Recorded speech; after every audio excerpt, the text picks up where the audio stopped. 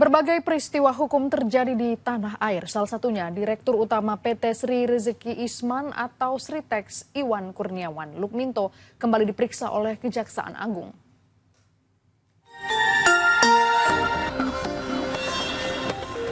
Direktur Utama PT Sri Rezeki Isman Sritex Iwan Kurniawan Lukminto memenuhi panggilan penyidik Kejaksaan Agung.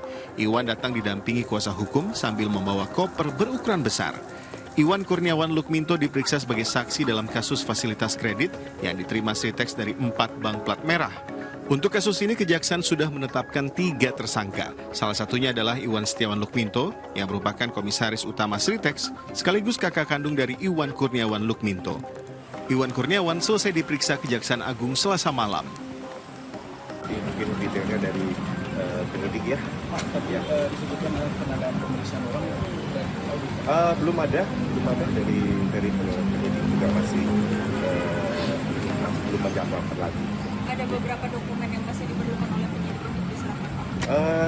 Sejauh ini pas COVID kita sudah COVID semua.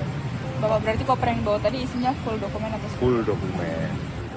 Sebelumnya, Iwan Kurniawan Lukminto juga pernah diperiksa Kejaksaan Agung 2 Juni silam. Dirinya juga dicegah keluar negeri selama 6 bulan terhitung bulan Mei 2025. Sidang kasus dugaan korupsi kasus importasi gula dengan terdakwa mantan Menteri Perdagangan Thomas Trikasih Lembong kembali digelar di Pengadilan Tipikor Jakarta. Agenda sidang adalah mendengar keterangan sejumlah saksi yang dihadirkan jaksa penuntut umum. Menjernihkan kondisi di 2015-2016 saat saya dituduh melakukan berbagai hal terkait impor gula. Yang pertama sangat-sangat jelas bahwa saat itu tidak ada surplus gula. Jadi tidak ada tuh yang namanya saya mengimpor gula saat negara lagi surplus gula.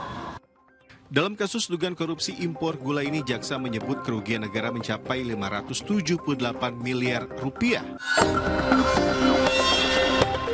Mantan pejabat Mahkamah Agung Zarof Richard menyampaikan permohonan maaf kepada instansi tempatnya bekerja dan Kejaksaan Agung. Permohonan maaf ini disampaikan Zarof saat menyampaikan pledoi di Pengadilan Tindak Pidana Korupsi Jakarta.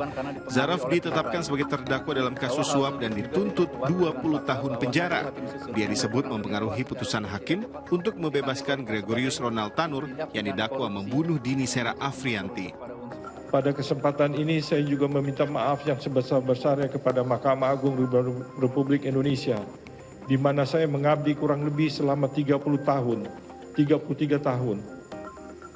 Kejaksaan Agung Republik Indonesia dan seluruh masyarakat Indonesia atas perkara yang saya alami ini. Selain kasus suap, Zarof juga didakwa menerima gratifikasi sebesar 915 miliar rupiah dan 51 kg emas terkait penanganan perkara di Mahkamah Agung. Fakta baru terungkap dalam kasus pemerkosaan pasien Rumah Sakit Hasan Sadikin Bandung. Tersangka Dr. Residen Priguna Anugrah ternyata menggunakan stok obat bius tanpa pengawasan rumah sakit. Obat bius itu diperoleh bukan dengan cara menebus resep, melainkan mengumpulkan sisa-sisa dari penanganan tindakan dokter terhadap pasien. Tersangka juga meracik obat dengan dosis di luar ketentuan. Tim Liputan Amnesty TV melaporkan.